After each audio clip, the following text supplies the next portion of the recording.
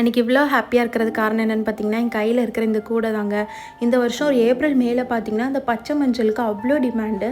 சென்னையில் ஊர் பக்கம் எங்கே தேடியுமே இந்த பச்சை மஞ்சள் கிடைக்கவே இல்லை. ஜான்வரியில் மட்டும்தான் கிடைக்கும்னு சொல்லிட்டாங்க.